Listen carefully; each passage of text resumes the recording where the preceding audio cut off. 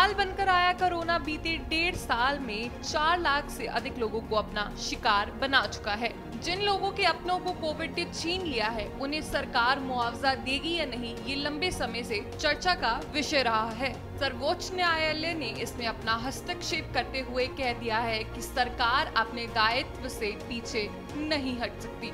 मुआवजे की राशि कम हो या ज्यादा, मुआवजा तो देना ही पड़ेगा। इसी पर अपने विचार पेश करते हुए दैनिक सवेरा के मुख्य संपादक श्री शीतल विज जी लिखते हैं कि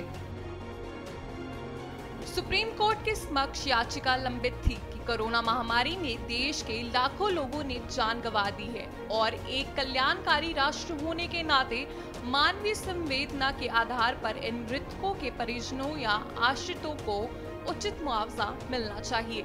मुआवजे की राशि 4 लाख रुपए प्रति केस विचाराधीन थी, लेकिन उस समय सत्ता पक्ष की ओर से ये तर्क सर्वोच्च न्यायालय में रखे गए कि इस समय सरकार का ध्यान कोरोना महामारी की विभीषिका से संघर्ष करने की ओर केंद्रित है, उसके बचाव के लिए टीकाकरण अभियान को तीव्र गति देने की ओर केंद्रित है और सरकार के आर्थिक साधनों को खर्च करने में प्राथमिकता इस महामारी संघर्ष या इसके उपचार बचाव की होनी चाहिए। लेकिन सुप्रीम कोर्ट ने उस वक्त भी अपने फैसले को सुरक्षित रखते हुए साफ साफ कह दिया कि पीड़ितों को मुआवजा देना सरकार का काम है और उसके नियमों में दर्ज है, इसलिए महामारी के विस्तार के नाम पर उसे बंद नहीं किया जा सकता।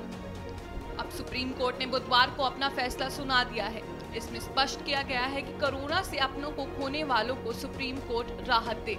ये राहत 4 लाख रुपए प्रति मामला हो या इससे कम, ये संबंधित राज्य या देश के संसाधनों पर निर्भर करेगा।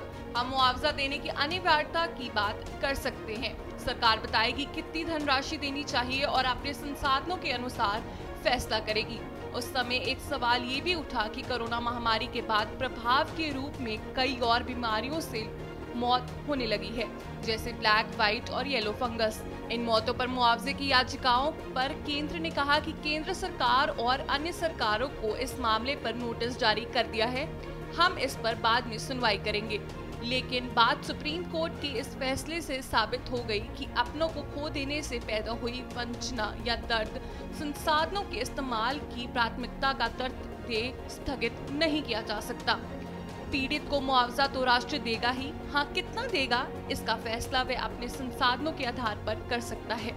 एक और महत्वपूर्ण बात कि सुप्रीम कोर्ट की इस पीठ ने आपदा प्रबंधन कानून की धारा अनिवार्य नहीं है, इस सरकारी दलील को खारिज कर दिया। पीठ ने कहा कि धारा 12 में होगा का अर्थ है ये प्रावधान अनिवार्य है, इसलिए राहत के न्यूनतम मार्ग निर्धारित करना राष्ट्रीय आपदा प्रबंधन का प्राधिकरण फर्ज है और अगर ऐसा नहीं हुआ तो ये लापरवाही और एनडीएमए कि ये अधिकारी अपना फर्ज पालन करने में असमर्थ रहे हैं। इस बात से सुप्रीम कोर्ट ने कानून के मानवीय दृष्टिकोण को स्पष्ट कर दिया है। इन महामारियों से जो पीड़ित हैं, वंचित हैं, असमर्थ हैं, उनको मुआवजा तो देना ही होगा, लेकिन उन्होंने एक व्यवहारिक कठिनाई की ओर भी इशारा किया।